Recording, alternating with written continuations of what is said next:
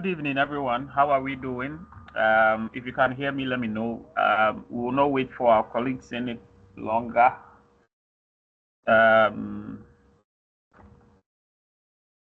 Okay. Who is with that nice profile picture, like a black and white? Okay. Anyways, is it a crying emoji? Wow.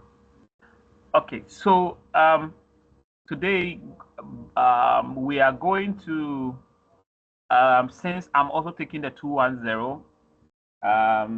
There's not much a content for 210, but we have a lot to do for or with 209. Okay, so we would look at it. However, I was hoping that everyone would join, and then I would take the assignment for 210, and then we'll look at it. But everyone is not here. I wanted us to look at each of the assignments. Anyways, so but we also have a lot to do for on the side of 209 e-business architecture, right? And I want us to use this opportunity to take a leap further, and also the fact that I wasn't able to take the previous sessions for that, right? And since we don't have much to do on the 210 except the assignment, those that will reach out also look at it, right? And then maybe before the next week begins, we will look at it, even though it might have passed or something. Anyway, you get it. We'll look at all of them. And so don't worry at all. Everything is under control. All right. So today we want to continue from where we ended the last time on e-commerce. And we're talking about disadvantages beginning from slide this slide, right? And we go very fast. So this today we are going to try to do as much as possible to complete this one. All right. So make sure to pay attention, close attention, and I am aware of also the assignment on this side. I would advise that you would not entirely need to be learning the whole of, web development to be able to do the assignment. Okay, for now, you just need a little basics because it's not just a one-time thing for you to know all, right? It's a step-by-step procedure, continuous practicing and all that. But I'm going to show you a very simple way you are going to come across these things. Okay, so today's class, I am going to teach us about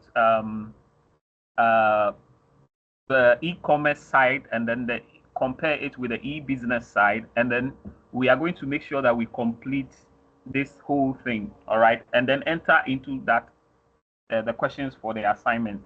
Okay, is that all right? Is that all right? Can you hear me, please? Can you hear me? Okay, all right. So let's try to be interactive, okay, so that we have a very fruitful session. You can show me the emoji if you can hear. If you can't hear, to let me know so that I would address things to you or for you, right? With that said, let's jump into today's content. There's something I might have left out. I think I said everything. Okay, so when we look at the barriers to electronic commerce, some of the disadvantages, right? You realize that some products are suited for e-commerce. So far, what we've been doing, you realize that there are some products that are suited for e-commerce and some that are not. So because it's not all products that can be effectively sold online, let's say due to their physical characteristics. So there, you realize that in our last session, I was talking about the fact that some some products may not be well suited for this environment, for this field. And we made mention of perishable foods. I would say for it will be the fact that we may not have the systems in place. We may not have the structure to accommodate these kind of goods. And so in our part of the world, because we do not have these structures, these products may end up being disadvantaged on the side of in this industry. You get it? So not all product can be effectively sold online. Okay, so as time goes on, I believe that infrastructure will be made. You see, if, for instance, we are mentioning perishable foods, and we are mentioning perishable foods, and we are mentioning foods like wache, kinke, garden eggs, tomatoes. What if someone is able to come out with a system to be able to store these things, and then the day you want to eat it, you still eat it as if it was fresh, right? Until we have that, these ones will continue to be those disadvantages. So that's the point I was trying to elaborate. So products that require sensory evaluation, like touch, smell, taste, you see, those ones, they are highly perishable. So if until maybe they are canned, certain how do you call them? Those foods that are stored in cans, yeah, they have some, yes, preservative chemicals they are added to in order to stay as long as a year or more, right? And so until these systems are created, these perishable foods will be a disadvantage. And so one of the products that are not suitable for this industry, the e-commerce to be exact, are the perishable foods, and these perishable foods that are in our markets, and you go to Makola and so on and so forth, they are difficult to sell online, because the customers also want to inspect the freshness, the texture, it when something is fresh, there's a way people know how to determine. Our ladies may know this a lot, and some of our guys, those who go to the market. And so you realize that some of these fresh foods may lose their taste or their texture or the way and manner they are presented when being fresh. You get it? So if there's a system or there's an industry like this, and everything that has to do with this industry has to do with speed, the speed in delivery, the speed in the service, the speed in transaction, then if you have very fragile or very, if you know that the nature of this product, in this environment of speed, it will be very difficult for these products to survive. So perishable foods are an example. Also, jewelry is also an example. And I think these things, I talked about it the last time we met. And so this is why you realize that jewelries, the real ones, not the ones that Mr. Kote has been buying for his wife, but we are talking about the real ones. You see, the real ones that Mr. Freeman has been buying, like the 24 karat gold rings and so on. Yeah, I think he has a lot of them. He will be showing us, and I'm sure he didn't buy them online. You get it? So with this one, there's a way and manner you go to prove their authenticity, right? And even nowadays, there are some small devices that you can use to know the originality of gold or a particular mineral. And so they stick it to it like that in person, right in front of you. And then they will know the carat or the level, the grade of the gold that you are selling to them. You get it? Whether it's diamond or gold or whatever, right? But until you see each disadvantage that I mentioned, you realize that I give its equal advantage because this course is such that, in fact, IT courses are such that if you don't learn extensively on it or to learn on based on how it expands, you see, you will learn a particular area, and then when the industry changes, you'll be found wanting. Okay, so until a company, like a third-party company, steps in, right? And this would be a company that will be running a B2B, a business-to-business consulting, where they'll come in and say, oh, our business is to authenticate. So they will be known for their credibility. Authenticate what? Authenticate minerals, jewelries, and so on. So if you buy something online, you look for that company to partner that very business or that e-business or e-commerce company you are trying to buy the thing from as a client. So immediately you see this third-party company, you know that they are vouching for that particular product, that, oh, indeed, we verify that this product is what? 100% correct. You get it? And I know that there are some companies that are already doing that. Some of them too are the e-commerce or the e-business companies themselves. They themselves verify. They verify that, oh, indeed. Sometimes they don't verify the product. Some of them verify the product. Some of them, they verify the seller rather instead of the product. Now, you should know that a lot of the e-commerce, the businesses, right? They may be dealing in different products, sometimes hundreds or thousands of products. And so if you go ahead to authenticate a seller on a platform for e-commerce, it doesn't necessarily mean that a new product they may bring is also original. You get me?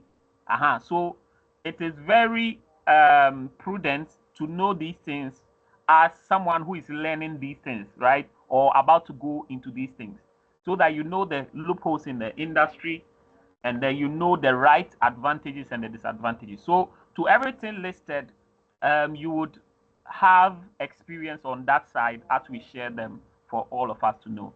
And so jewelry for now, especially with the capacity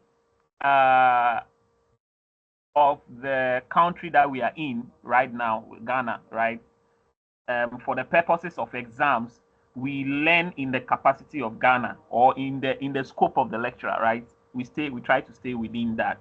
Is that okay? So, but for extensive purposes, because makeup class is here for you on the extensive side as well, especially those of you who are also watching via YouTube and other channels, right? So, jewelries, those of us who may not know, basically handcrafted beads, apart rings, and so on and so forth, right? Necklace, you know, we blacks, we love the blings. We love the blings. So handcrafted beads, which of our tribes in Ghana love these minerals, love wearing these jewelries a lot. The crobos, they love jewelries. They love beads, right? They love these things, Ashantis, the Ewes, our guns, right? So we display them, but who knows whether something is original or not?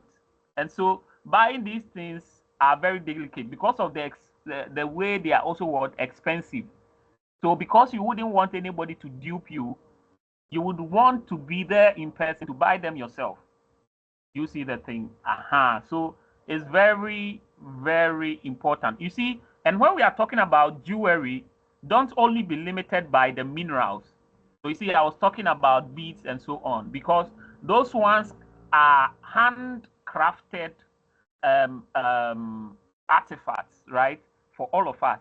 And you know, sometimes someone can use a machine. When a machine does it, the value of it is different from when it is handmade. And so it is known that normally handmade artifacts are quite expensive than the machine-made items all over the world, right? All over the world.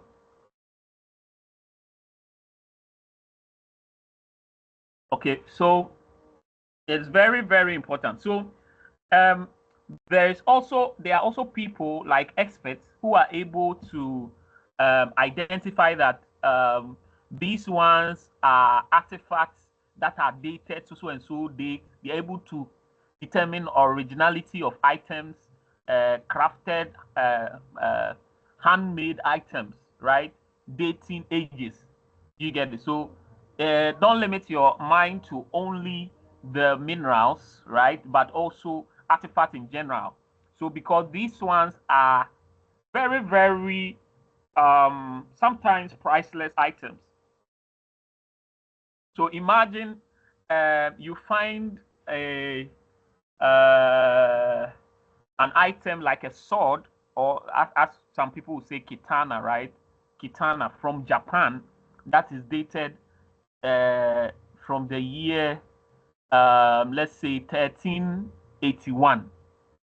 1381. You know, this kind of artifact, when you find them, would you just take it on, put it on an e-commerce platform and sell it?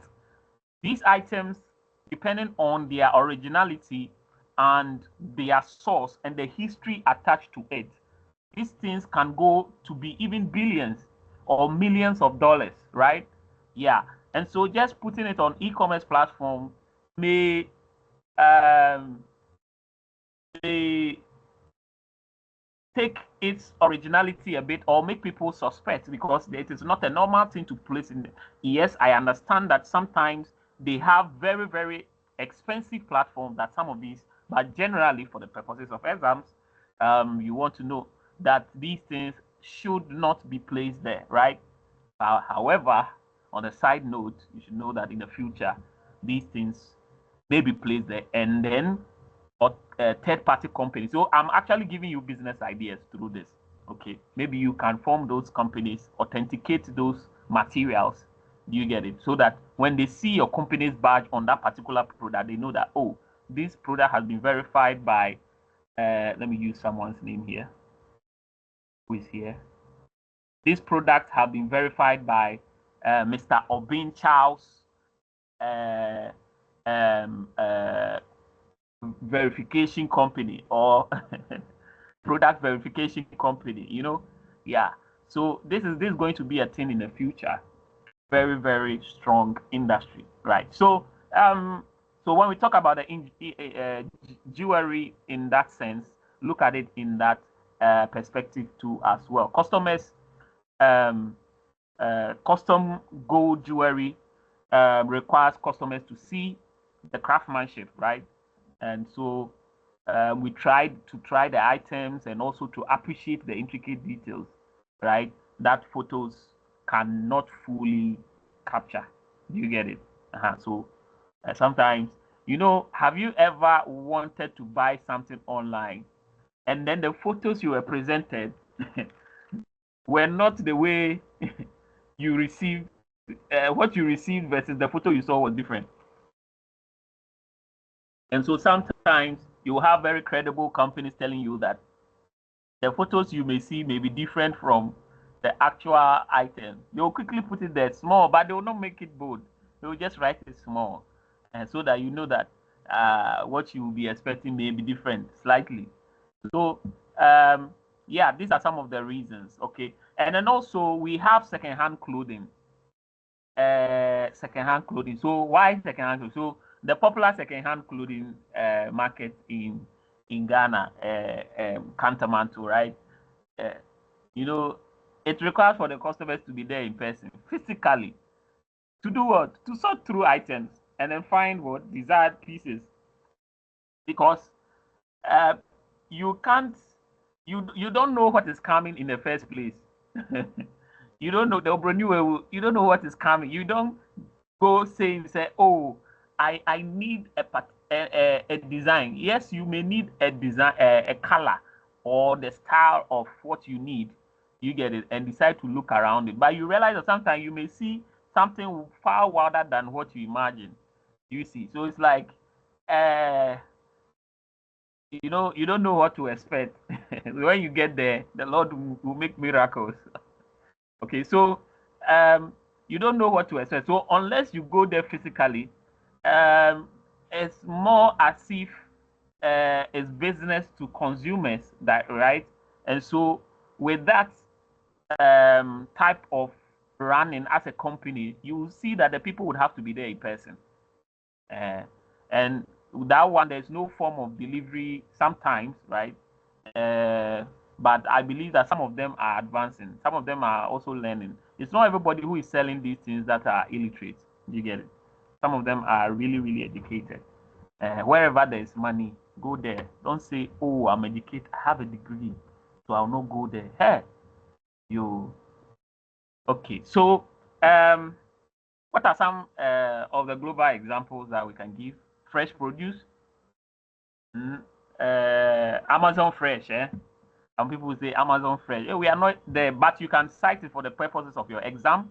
Amazon Fresh, you see, have attempted to solve this, right? So, but they are still struggling, you see, because they were trying to build this thing, you know, that thing that I was talking about, where companies can come in and find a way to store the product, the raw materials.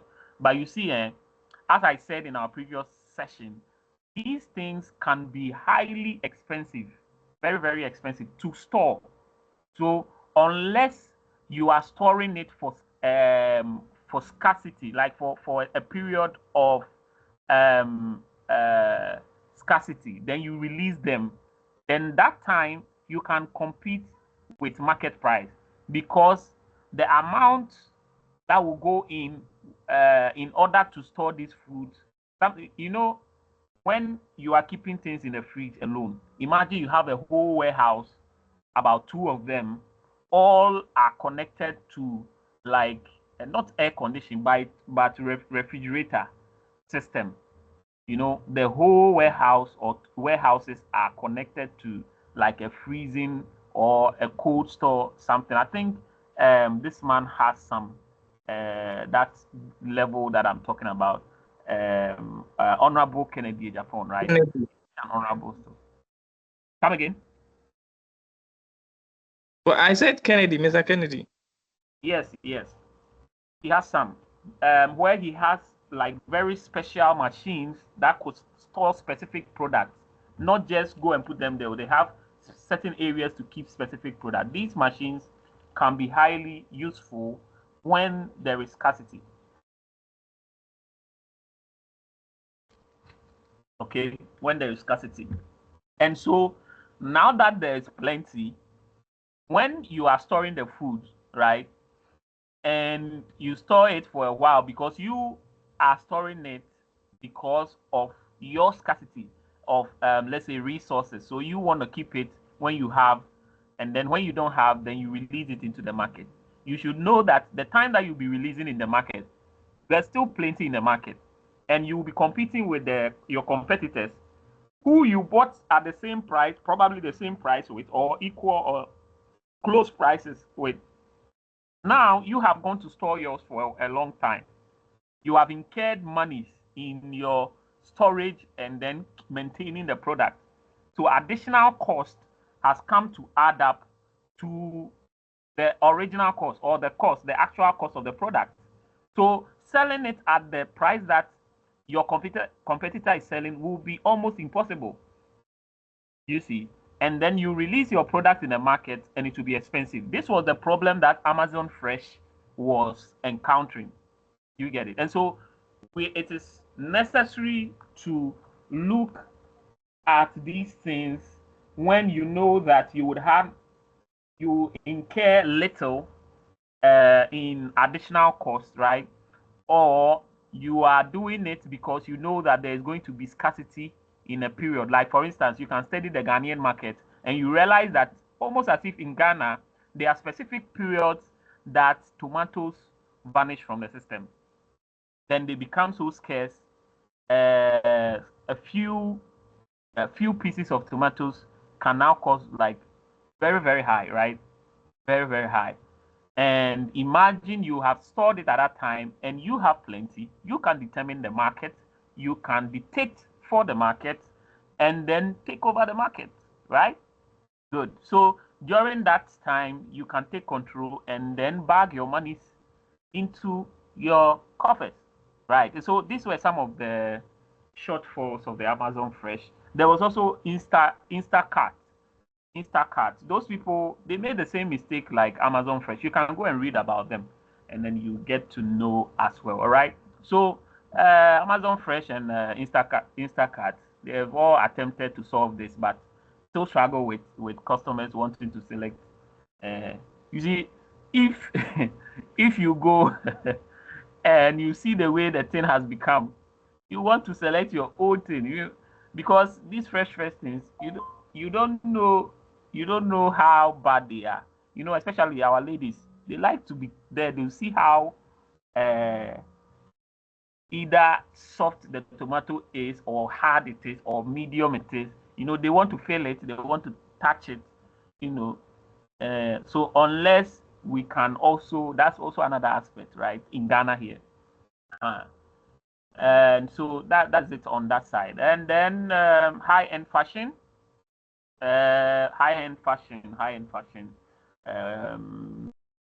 Let's say brands like Gucci, right? And what's the other one? Louis Vuitton. Some people say Louis Vuitton. I used to say Louis Vuitton. Yeah, Louis Vuitton. They maintain physical stores, right? Because their customers always want to feel the fabric quality, because these are high-end luxury products. You get it? And so they normally have franchises. When I say franchises, they have individuals. So if they don't have their own distributing point at that place, individuals can come up to them and say, "Oh, I'm in Ghana, but we don't have a Louis Vuitton physical store or distribution point or so." And so they will give them the authority and they will give them the name to represent them. You get it? And they will receive the products from them, but they will be buying. They actually buy from them, but they use or they write on the name of the mother company. And so these type of agreements, they are normally called franchises. So KFC in Ghana is actually a franchise. You get it? It's someone who went to agree to bring them that, oh, he feels like this one will work. You see, back in the day, someone was also, I think 3 or 2 years ago, someone was also trying to bring McDonald's. I don't know how far with that, but with the current news on McDonald's, I think it may not succeed in Ghana too as well, right? And so these are some of the things, okay? Yeah, these are some of the. So the high-end luxury products, these are also items that may not be classified under the e-commerce architecture or the framework or the industry, right? And so these products, the people share. If you are buying a product from Louis Vuitton, for instance, or Gucci, the original one, not the Gucci from Gucci from where? Gucci from Osebo de Zaraba. I'm sorry, but it was a slip of tongue. You see, so if you are buying Gucci or Louis Vuitton from the original sources and things, sometimes some of their products may be so high, it will cause an arm and a leg, right? And so normally the people or the rich people would want to, the rich people like us, you and I, would like to walk in and then purchase our products. Isn't it what it is? Yeah. But then again, if you don't have money, you can't say that, hey, we have some people who pay millions of dollars and yet they don't appear. I've even seen a business deal that was struck where of millions of dollars, and yet the person who was, doing the payment, right, never appeared in person. He rather tested the person as if they'll arrange and then the person will not come. Arrange. The next time someone brought a check, they bought a house, millions of dollars, never appearing in person. Get it? So if money too determines, but for the purposes of your exams, I just try and chip in these things so that the class will be fun. All right. Okay. So and let's talk about the critical mass of what potential buyers being required, right? When I say this, I'm trying to talk about, you see, e-commerce platforms need like a sufficient number of internet users. You get it, to be profitable. So without these things, you see, without these critical mass, like the people, the masses being involved, the investment in e-commerce infrastructure cannot be what justified. You see, so it is with the masses that the business can flourish. Please note this. It is with the masses that your e-business or the e-commerce, so in this case, we are talking about e-commerce. So it is with the masses that e-commerce would flourish. I wish you would repeat after me. Because you see, it is one thing have you I remember we built a website for a certain company, very big company. They are into these textiles, African wear, and they were not doing advertisement. We had a very solid website for them. They had all the products they needed on, yet nobody was visiting our website. That's when you realize that with the e-commerce platform, you need a place where the people visit. So you see that all Jumia is trying to do is to get people on their platform. And so they do all sort of ads. They can pick products, certain products that catch attention the most, and then do a deal with the sellers, and then they use it for their ads. Because they know that when they use those products as adverts, it will not just pull the people to that particular product, but after they visit their website, they will be pulled to look at all other products. And in so doing, they visit. How many times have you visited a platform, whether social media or an e-commerce? Nowadays, the social media platforms are gradually also becoming e-commerce platform. Have you noticed? Yes, because why don't you capitalize on the masses that are there? So these people are all potential buyers. So in economics or in business, everybody is a potential customer, right? Everybody moving around is a potential customer. You get it? Or one way or the other have interest in the product that you deal in. And so if you have a platform where everybody spends a lot of time on, then it is prudent as a business thinking person to have e-commerce platforms also on there, so that the same people can be exposed to the various products for your businesses or your customers who are into the sales of different products to also capitalize on that. You get it? And so you see platforms like TikTok also beginning to introduce e-commerce versions on the same soft application. You get it? So nowadays you'll be scrolling and then you see a product, you see, and they'll tell you it's being sponsored. And so when you tap on it, you'll be able to see the features of the product. Now they don't want you to have different sources to buying your items. They want you to have an all-round platform because they have your attention on the videos. They know what you love watching, and they give you by the algorithms they have set, right?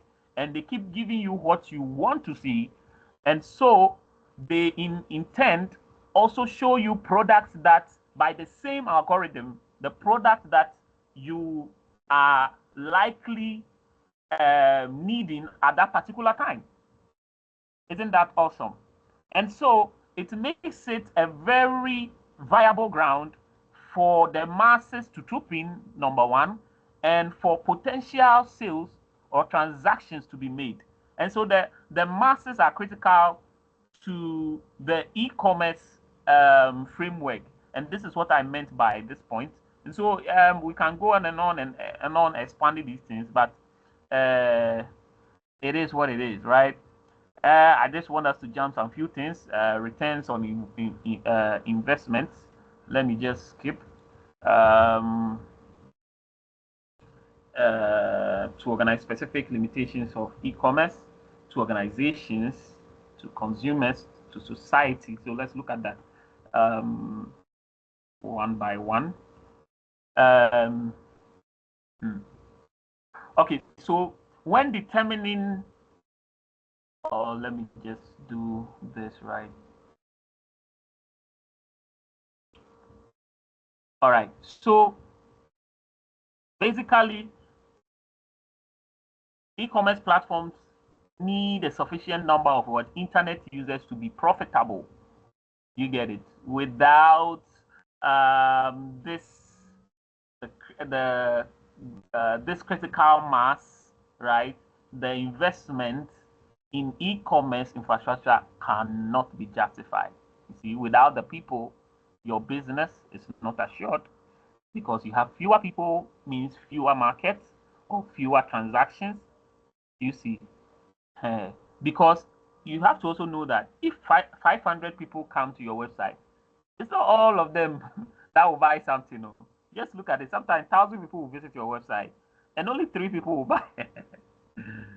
It will just be by the grace of God that 100 people will visit your website, and out of the 100, 70 people will buy. It means that it's a very rare, your case needs to be studied. You see, so the masses are critical. So the more people you reach out to, the more you are likely to transact or have business with. And so the masses are really important. So in rural areas in Ghana, right?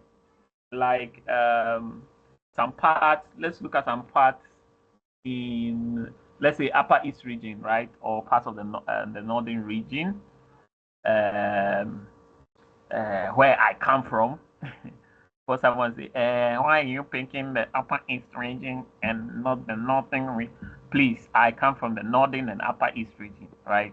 If you like, go and do DNA test. You will see that I'm from all parts of Africa. You see, so in places like that, where the internet penetration is quite low, you're laughing. The internet penetration is quite low, and electricity is quite unreliable, right?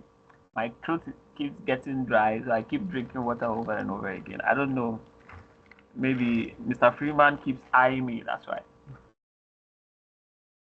Because I mentioned, no, you see, Upper East region or Northern region. So, yeah, so the internet penetration is low over there around that side. And electricity itself, too, it's quite unreliable over there, right? Especially if you are living around Boko. I believe now they are settling it, right? The issue around Boko. My people are settling it, my people. Yeah. So low and this thing, electricity, quite unreliable. I think they have electricity all right. But let's just say electricity is unreliable, because internet too is not quite stable over there, right? Some of us who have passed through there, right, in our hometown, you know that it's not quite stable at all. So e-commerce platforms struggle to gain traction over there, right? It is very rare. In fact, when you go to e-commerce platforms like gg.com, right? gg.com gg.com may be classified under e-business. Do you know why? I'm going to tell you why. You see, Gigi doesn't transact the business themselves. They are more like a third-party firm that has given the audacity. So it's like the transaction goes on outside of that app. But why I mentioned the app, it was that, or the website, was that, when you are looking for items and you have the filters like the various regions, to try to see how many people in the northern region have posted that particular product, you will see that very few people, because on the education on that, because of also the internet penetration on that, people are busy with other viable things other than e-commerce. You get it? And so it's quite low over there, and electricity is quite unreliable.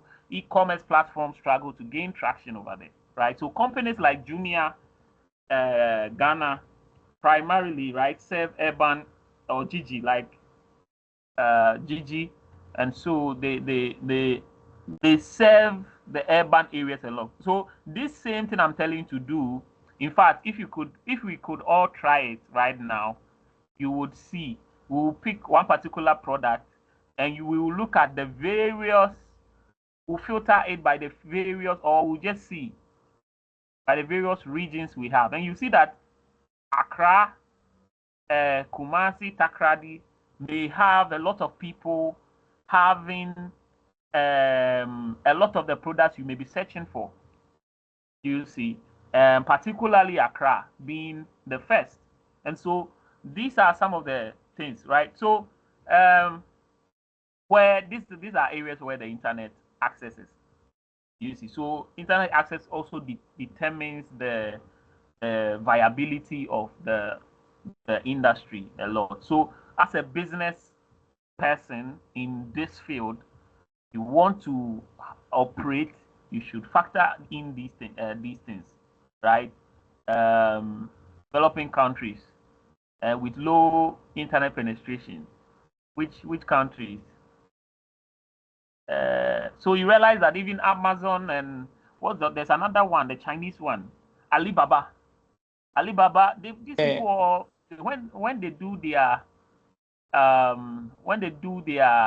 adverts, the online ads, the Google ads, for instance, if they actually select people within a certain area. Yes, you can, when you do SEO, these things, you would learn about these things. Some of them are targeted, and so your location too can determine the advert you receive. And so you notice that, how many of you have noticed this? The day that you decide to use a VPN to browse, you see that the adverts you receive, they are different. That's very true. That's very true. Yes, yes. So your location actually determines the targets that the company would reach you. Do you get me? Your location would determine, because it is targeted. Those of you who take on SEO, web development, and all that, you learn about all these things. You know that's when you realize that specific adverts are targeted. So if I want to know what you engage in, I'll see your adverts on your phone, and I'll know what you engage in, and I'll know where you come from. I can even know your location and all that based on that, right? Awesome. So, but the person would need to have access to your phone. You get it. And so you see that turning on your location is quite dangerous. Dangerous. Some of you don't know how serious this thing is. You get it. Some apps even go to the extent of taking your location, even when you turn off your location, because you're giving them separate access to locations. Oh my God. And some phones bypass that and then grant access to those apps, and then they take them. Anyways, so that's on the extensive side. These adverts are centered on the server, the BDN service. I thought I'm in a database class for level 300. Hey, so what was I saying? So I was talking about how these things target people within the cities, right? cities. All right. So very, very important. Very, very important in developing countries with low internet penetration or developing towns, regions, low internet. They can limit the intensity or the penetration of. Why do I feel like this word is weird to me? Okay, so it may hurt your return on investment, right? After you have placed money in the business, what you are supposed to receive. These factors can limit your earnings. Okay, so determining whether the money invested in e-commerce will yield sufficient returns is challenging, right? Due to multiple variables and the long-term nature of some benefits, right? So these things can be very challenging and they can limit your return on. So we call them. So what you are expecting that from the business. To be technical. So this course goes with economics. It also goes with business management. It goes to some other things, small, hand in hand. But mostly has this economics appeal, right? And the concepts, the scientific concept of economics, and so they go hand in hand with this course. Okay, so as you are learning this IT version, web development side of things, you're also learning how it goes with economics. That's why we learned economics 1, economics 2, right? So this one comes to cement it this semester as we move on. So a traditional Ghanaian textile company like GTP, investing in an online store must calculate whether the cost of website development, digital marketing, whether the other department, payment integration people, logistics, you see, they must determine whether all these things will be covered or recovered through online sales. You get it? So those areas that don't directly affect the product in a way, but they are also crucial in gaining customers. These are the departments I mentioned. So if you have an e-commerce,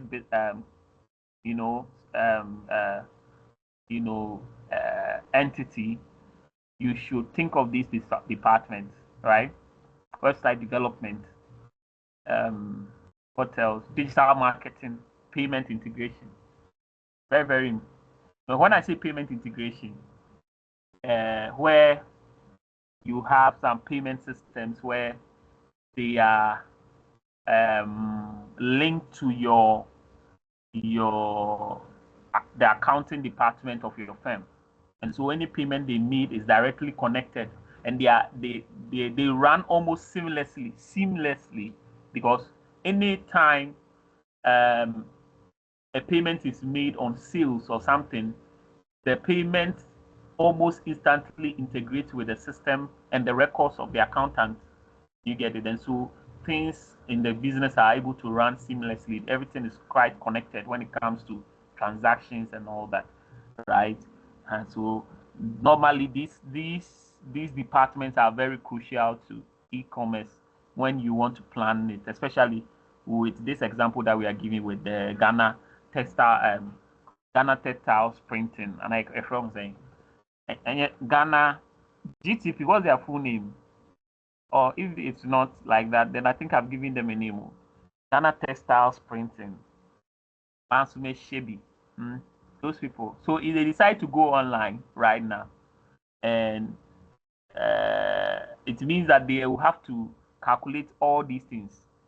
That after they make their sales, their online sales, they must recover the monies they spent on these departments in a way, right? They must, otherwise the company will gradually collapse. You see, so especially when many customers still prefer visiting, physical shops for this particular product. Now we have some people selling some cloth online, but the question is, have you ever bought something that a different thing has come before, especially clothing? The clothing there is corn. sometimes you see the products, the clothing, and one can say, "Oh, crab," who say, "You bought the thing." So like the way it looked, it was hanging on the thing, or the person was wearing in the picture. Then the thing came like this body thing. Like it's like you have to go and do a resewing of the whole dress. Oh God. So um uh the people will prefer to go like that. Yeah. So there are some problems also in integrating software, right? Connecting e-commerce systems with existing business software, right? Those legacy systems, they can be technically challenging and expensive. Mm. These systems that I was talking about, sometimes they can be really, really expensive. And because sometimes you are so focused. I remember we had one, and then we're having a meeting that the owner was so, our old people who want to enter into this side, they don't want to accept the change, right? And so now that they want to do, they want a certain surety or a certain level of security. And we all know that right now, as it stands, nobody is really secured online. No matter the level of security you have, you think you are secured until someone comes and break your protocols. Yeah, like the way Iran, even I learned yesterday, Iran has broken the systems again for Tesla. Is it Tesla? Elon Musk, this thing, what's the name? The internet thing he does. They hacked into it for the second time in 1 year. You think you are secure until some people break your protocol, and then you are like, hey, are we really working at all? Do you get me? And so nobody is really secured in this side. But if you don't take care, you invest so much into this side that your product itself, it will come and affect, because you will not invest in something and expect to get losses in that thing, right? And so when you invest in those areas, you would how do you call it, want to get return on investment, as I've said, ROI. So when you see ROI in this course, it means return on investment. Please notice, okay? So I'm gradually shifting to the terms, the technical terms. So please, let's follow. Very important. Let's follow. Okay, so you need to recuperate your return on investment. And so you put it definitely on the one who is buying the product. They will suffer the losses.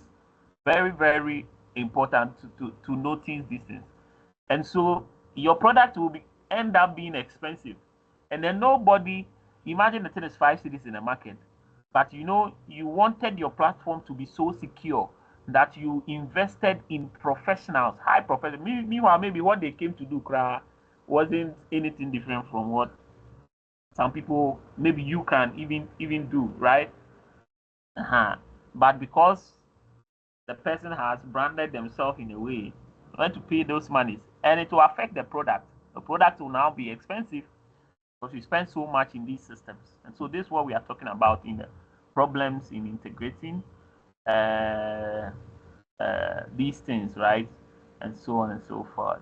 A long established Ghanaian company like Farm Milk. Farm Milk. Farm Milk, I think their real name is Farm Milk Limited, right? Farm Milk Limited. With existing inventory that they have, right? And the accounting, this company is so well structured there. If you pay a visit to their factory and you see what they do there, and the department they have, especially I'm talking about their headquarters at Circle. Very, very massive company. You see what they have invested in on the e-commerce side of their business. It's amazing. So they know that you have to do with face to face, because they have people coming into your areas blowing those horns. When you hear the horn, you know that they are passing by.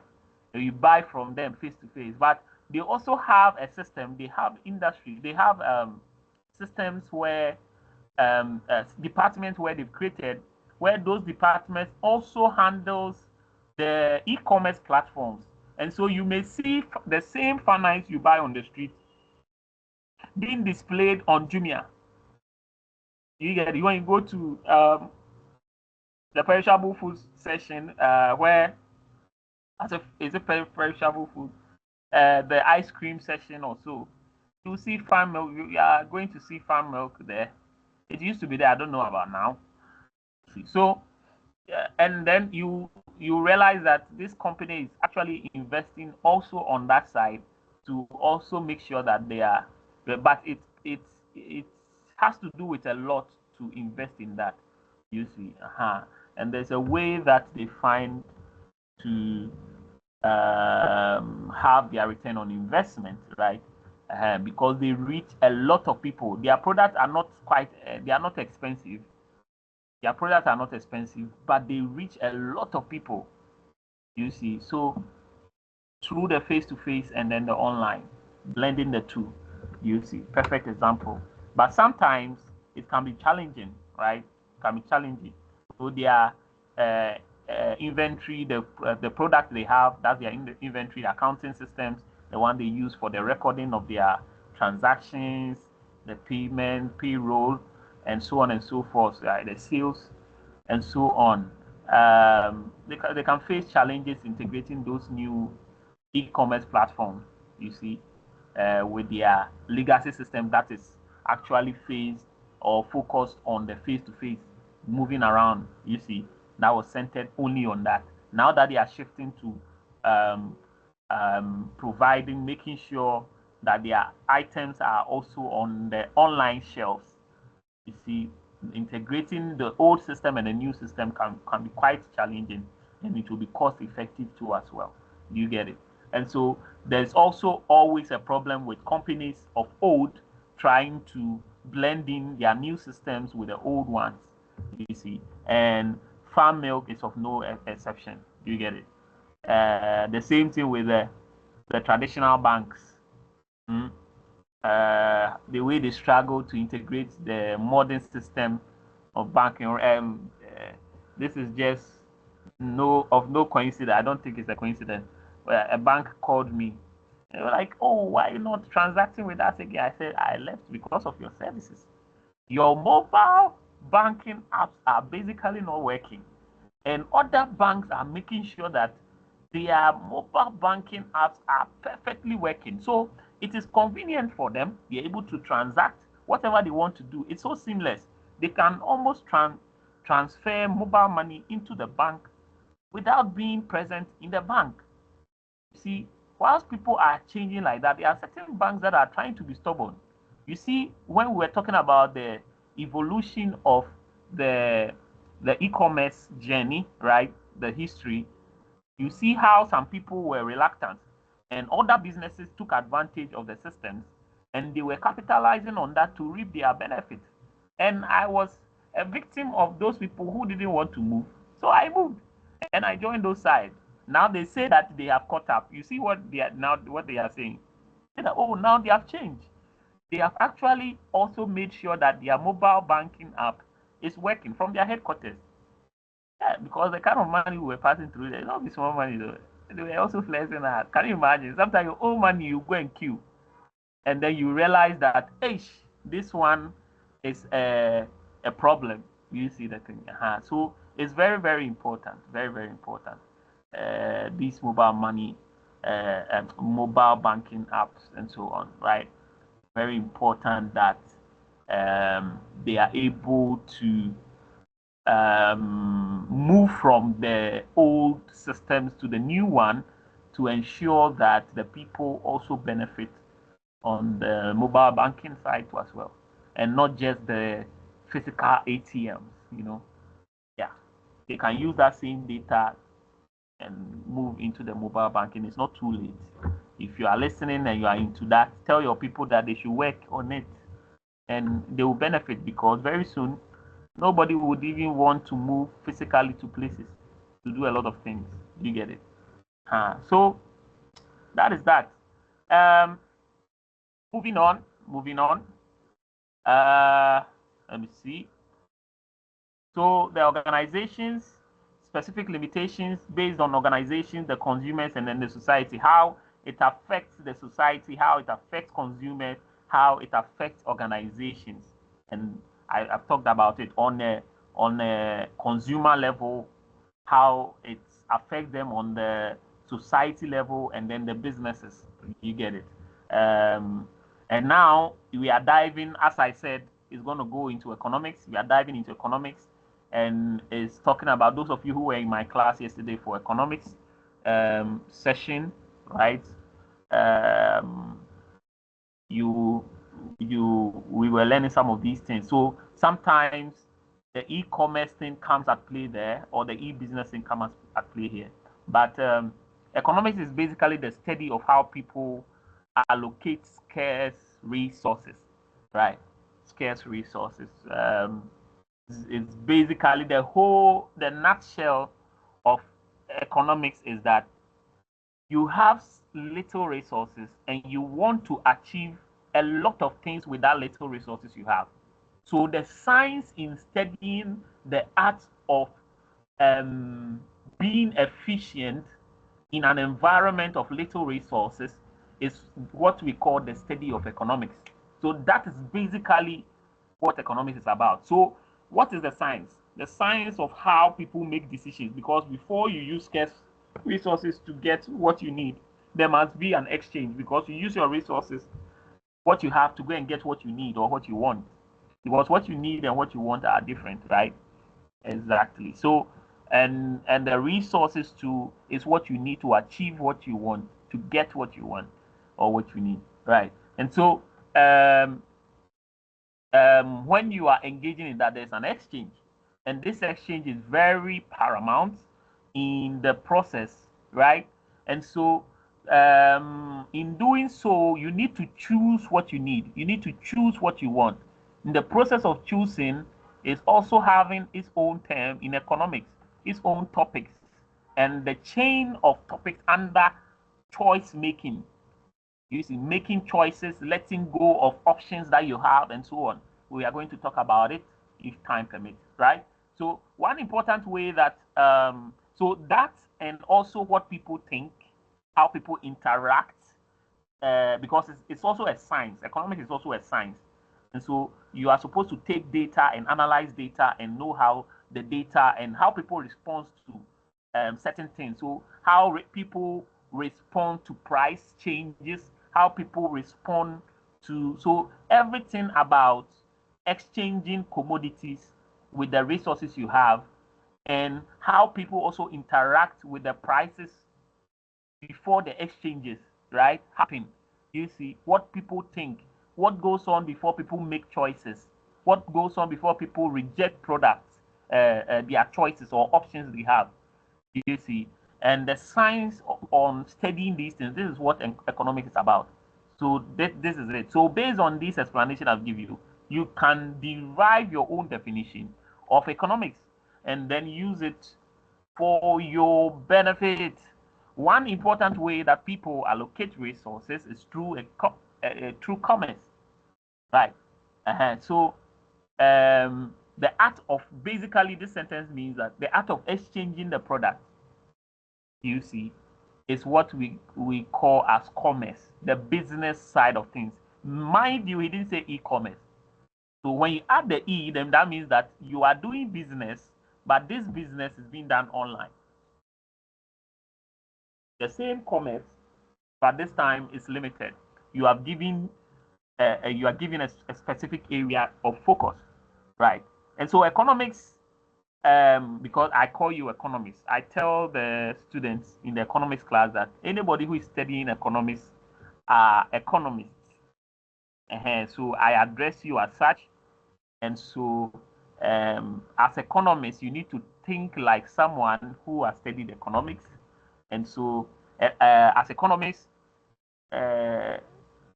we use a formal definition of market, or economists use a formal definition of market that includes two conditions. They use what? Formal definition of market. So there is everybody studying economics. When we say market, there are two definitions that comes in mind. And funny enough, or interesting enough, this is what the economic students studied yesterday. Isn't it amazing? Yeah. So the first is that the potential sellers of a good come into contact with potential buyers. So there must be a place where they meet, the buyer seller meet. And then the second is what? That a medium of exchange is available. So when you meet and you agree your deals, what are you also bringing on board if you are the buyer?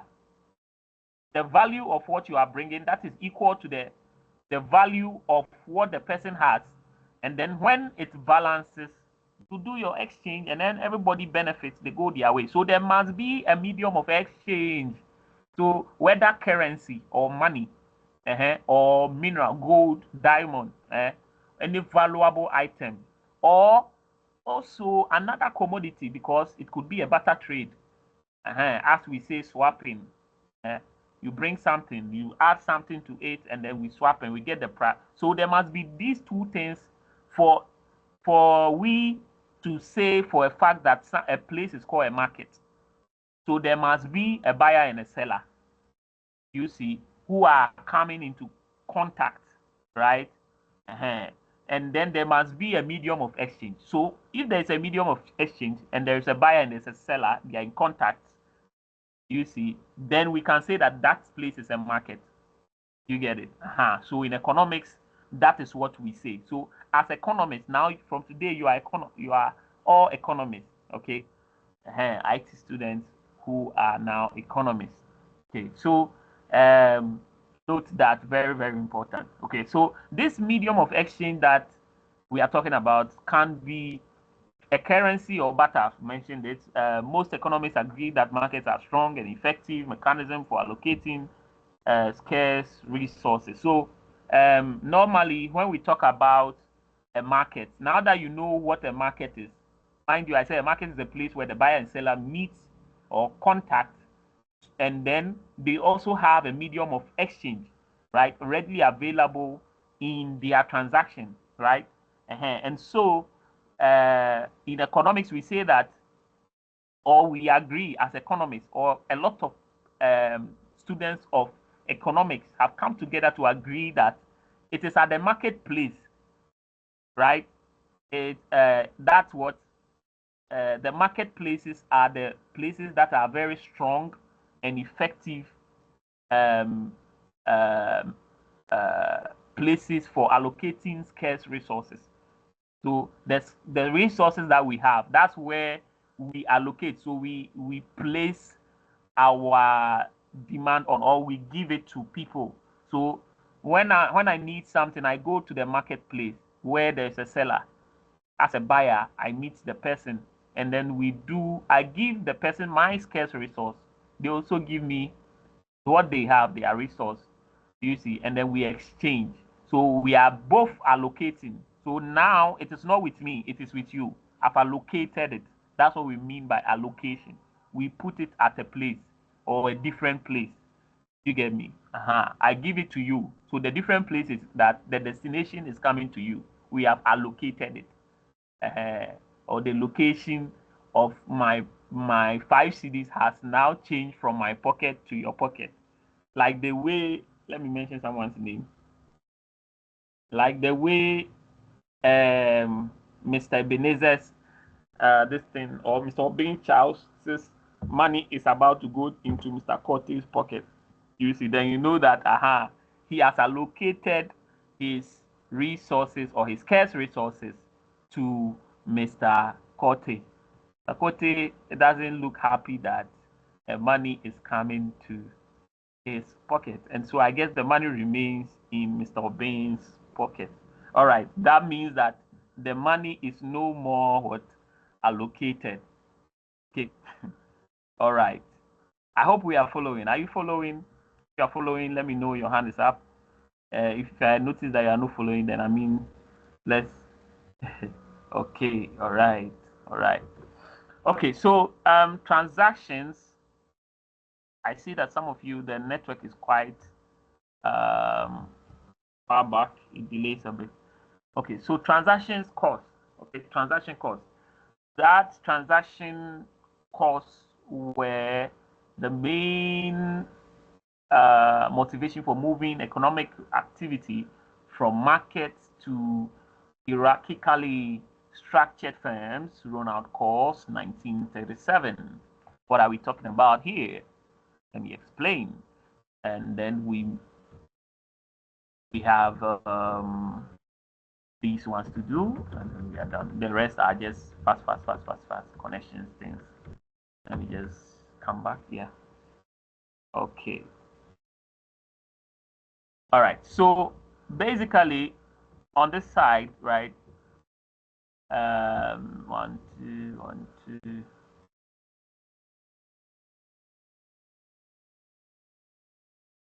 Just a second.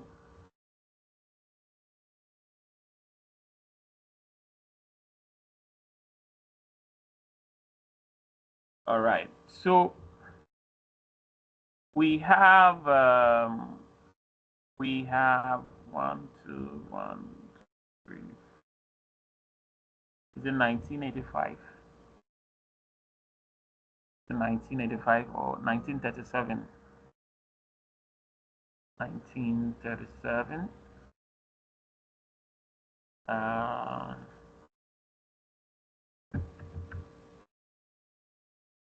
Oh, okay. Okay, I get it now. Okay. All right. So, well, what we are talking about is that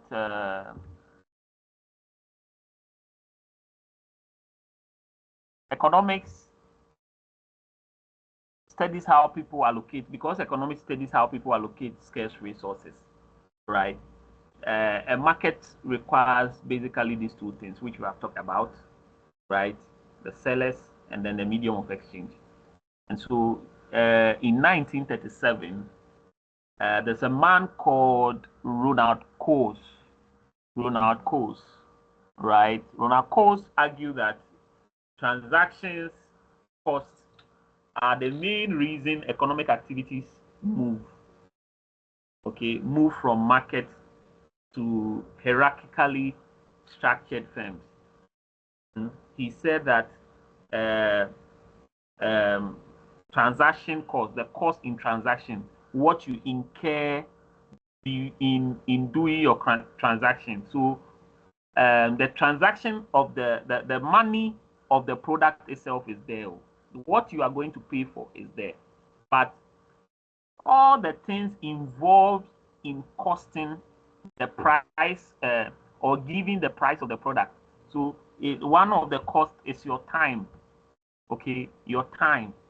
You're moving from the house to go and meet at a place, you know, the fare involved, the money involved, the opportunities you let go in order to choose that specific day or time to go and do that particular transaction. What other things did you have to do that you let go? These are also the cost in the transaction, right?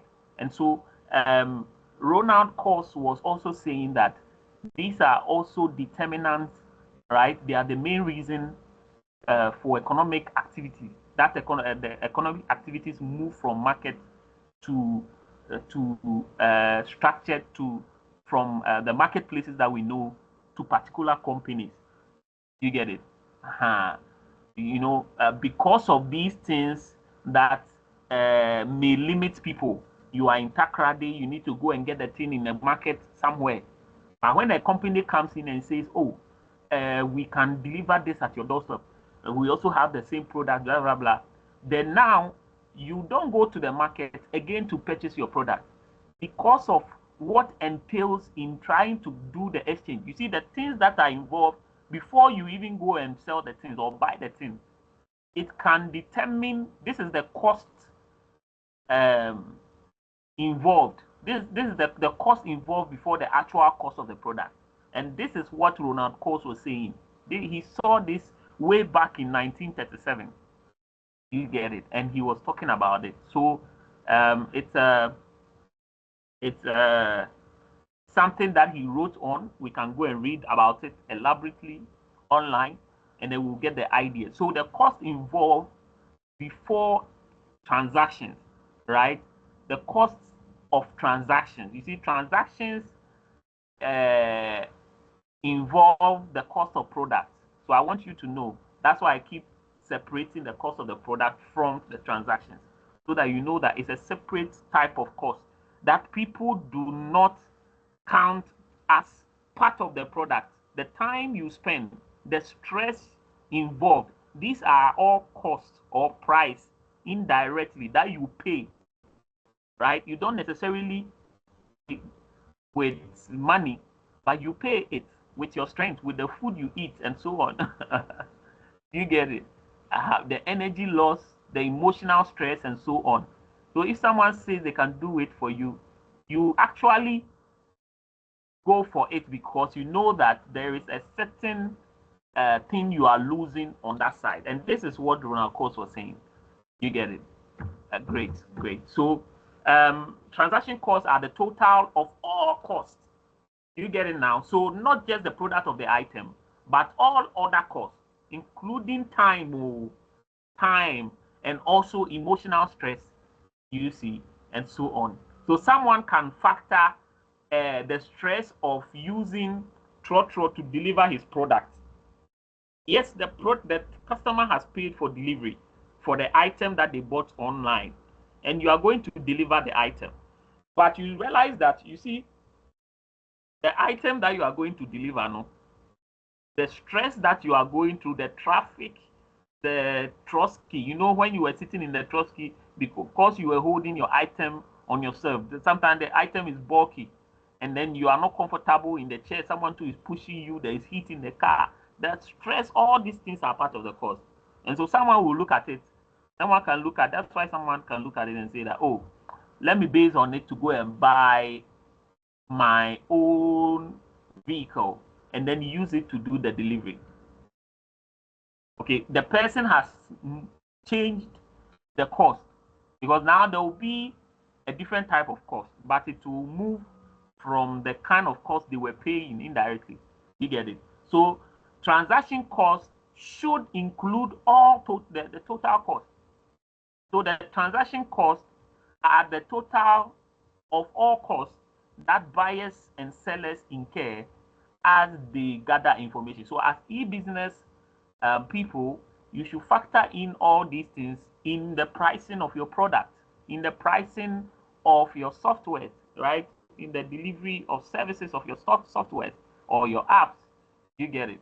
You factor in the stress that was involved, the nights of the sleepless nights, and the options that you could have used. So if you could have used it to learn a different skill, what would you be earning?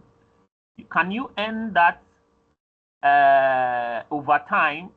You get it? When you choose the other side, you must factor all these costs. And in economics, they are called the opportunity foregone, right? Or opportunity cost. Anyway, so transactions are the total of all costs that buyers and sellers incur as they, one, gather information.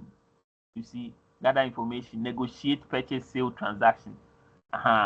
So as you are also gathering information, if you are also on the side of the buyer, I was talking about the side of the seller, but if you're on the side of the buyer, what are some of the costs that you also pay that are not directly on the product itself? You also spend some monies with bundle, searching for the product online. You see the thing. These are also part of the cost being from the buyer's side. Okay, so our time is up. Oh, damn it. Okay, so we are learning these things on the extensive side. So you see, I love to take my time on explaining these things because the exams are going to be around these areas, the middle side of things, the beginning and then the middle. So I'm taking my time on the beginning of all these things. Very, very important. So get the videos, the previous ones, learn, go through them, learn what you can, and then perfect the foundations of it. And you'll be good to go. The next time we'll meet, I want to finish this one before I talk about that. All right. So, um, one, two, one, two, one, two, one, two. So gathering information and negotiating purchase sale transaction. A trader at Mokola spends time. You know, they all spend time and money traveling to purchase goods, inspecting quality, negotiating prices, arranging transport, and so on and so forth. All costs are cost. Oh, all costs are cost. The cost that you pay, the insult, sometimes the insult too, you count it. It doesn't mean that now you take pen and book with you when someone you are in the business. As soon as someone insults you, say, this one goes on. Someone insulted me, we add 1 cedi to the price. You know, it was all we are all paying the cost. One person, this thing makes you see. So, a prudent businessman or woman would factor all these things in and make sure that everything is smooth on that side. One, two, one, two, one, two. Okay, okay.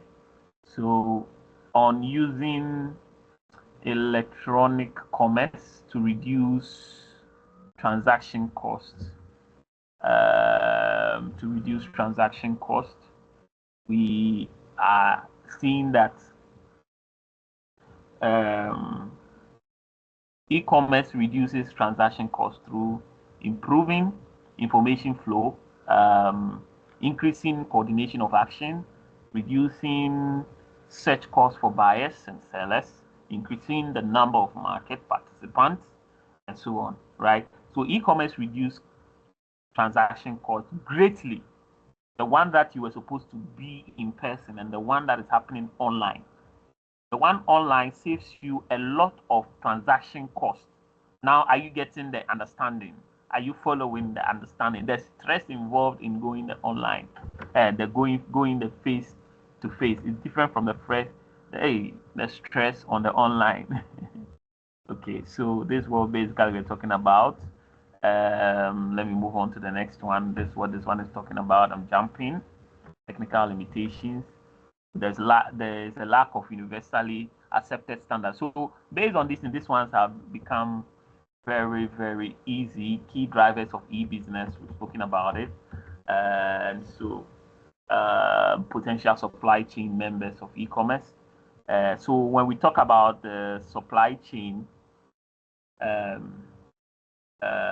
the people or the processes involved in Anna Yampong. Yeah. Okay, so this is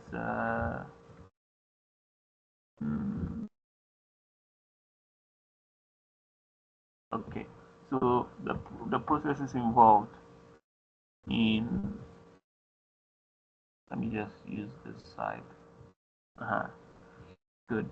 I'm sorry, my laptop is very slow. So when I click one part of the screen and I want to see how you guys are on, how many people are on, and all that, it becomes very slow when I am on the other side. And so the switching is very difficult. Don't worry. This is a challenge that will be fixed by next semester or before the end of the semester, God grace. We are hoping for very fast fashion, and we hope to donate this one. Hope to donate this one. So if you are up for something and you need something, you can reach out, and you will be duly helped. Okay. All right. Organizational structure. Okay. So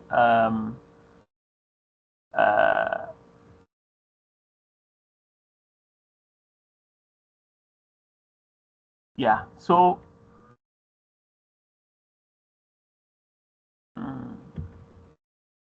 okay. So I've seen your message. Okay. So the technical limitations, right?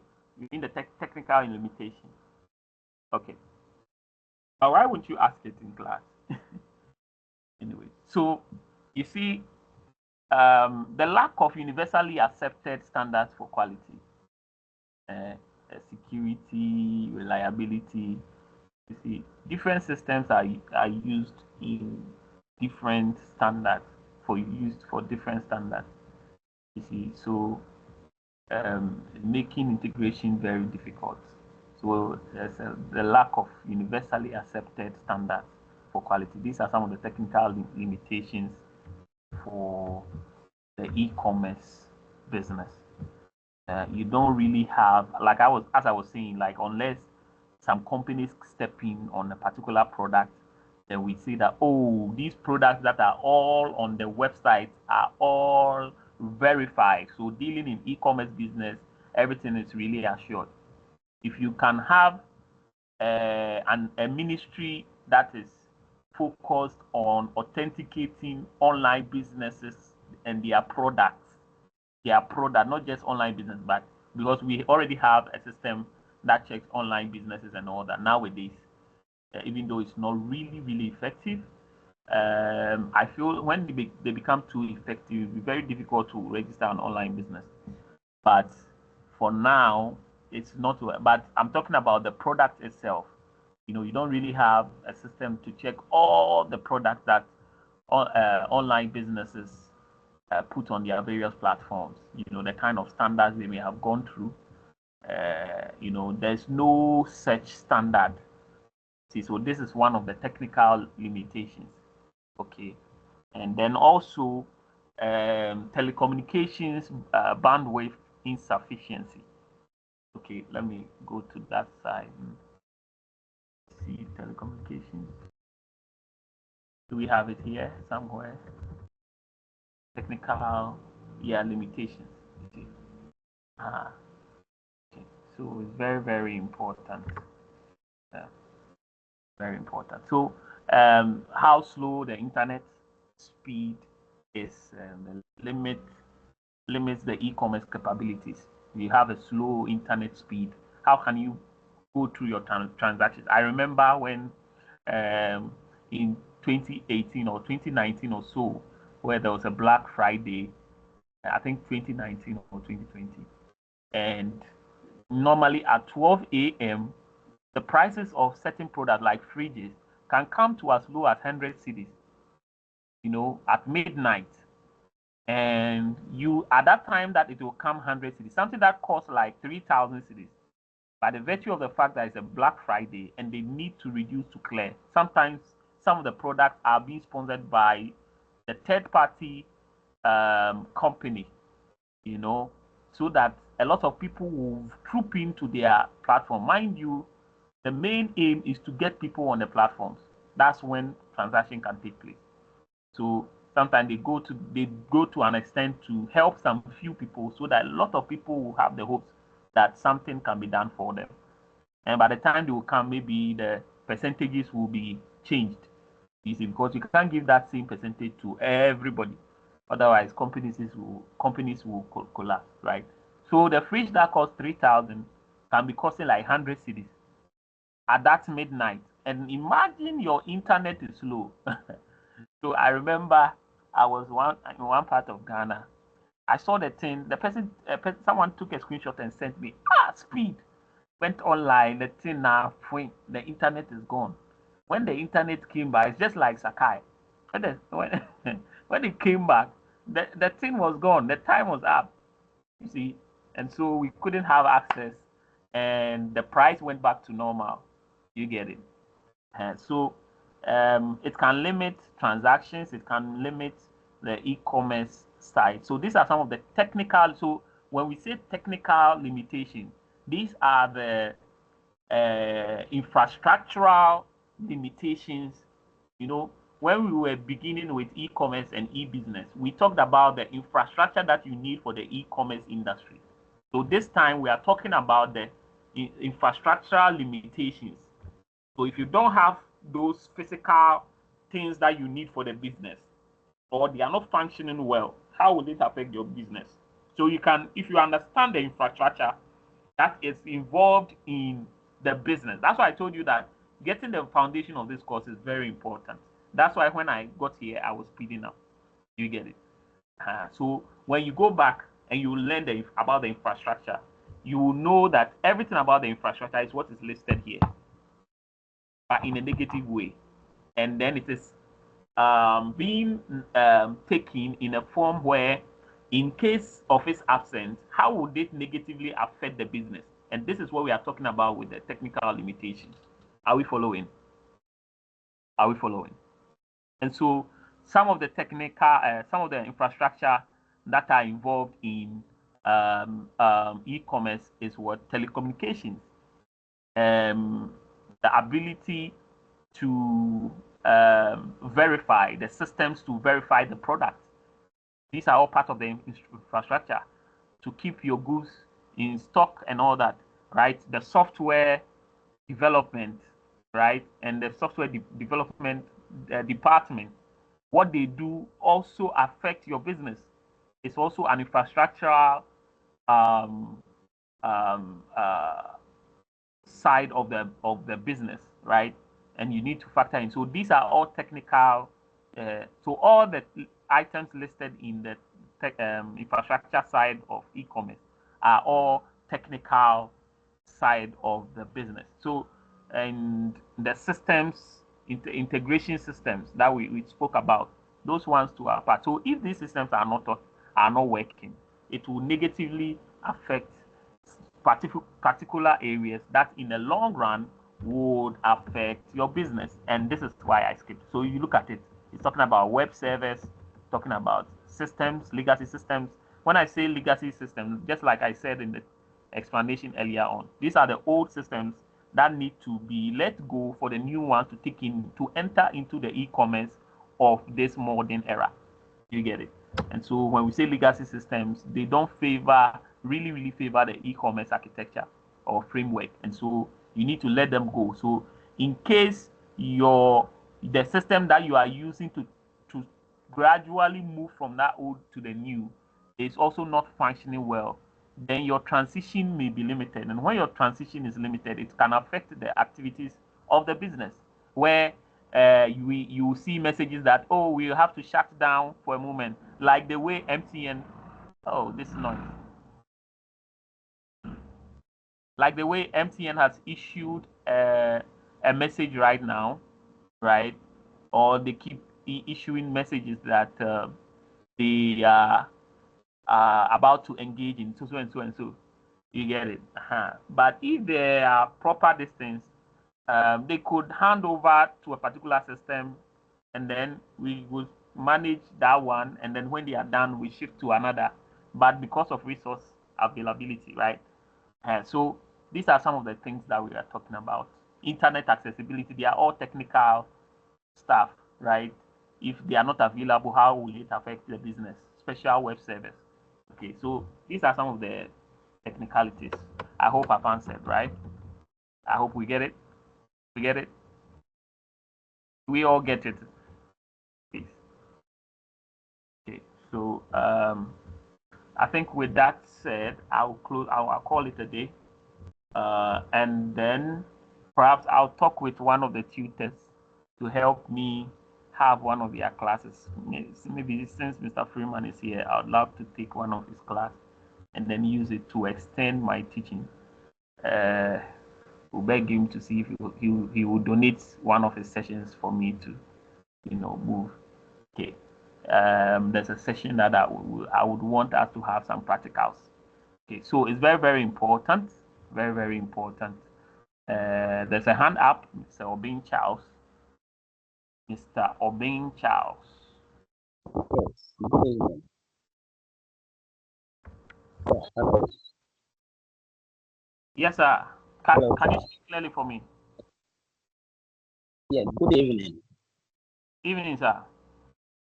Yes. So please, I wanted to find out if you are the same person that takes the programming course. That is 201. 201. No, sir. No, sir. No, Oh, sir. okay. So how do I get How do I get to be part of that class? 201. Is it the official class or the makeup? I don't know if there is an official class for that because I haven't seen it. are you part of the makeup? Yeah, are you part of the paid students? Yes, I'm supposed to be part. Oh, okay. So you'll be added. If you have my number, you can reach out, and then they would. It's actually on the same. How you got the link? That's the same thing. So you reach out, and then you get, and then there's no different link. Okay, it's the same all throughout. You get it, and it's just one platform. So just reach out. I think more education would have to go on this. There's no different link to this. Okay, and so that would do. I hope I've answered you. Yes, so I'll get in touch after that. All right.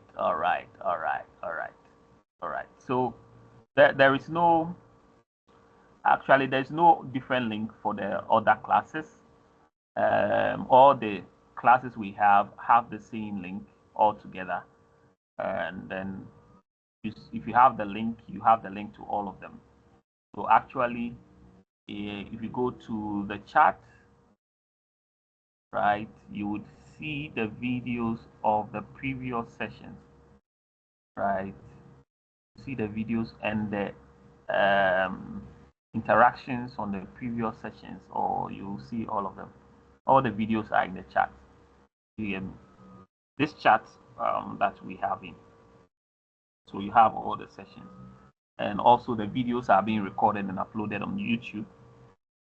So thank you all. If there's no other question, I would like to thank you all for tonight's class, for being here. Until we meet again, same time tomorrow evening, which I would love to have again, Mr. Freeman and Mr. Corte.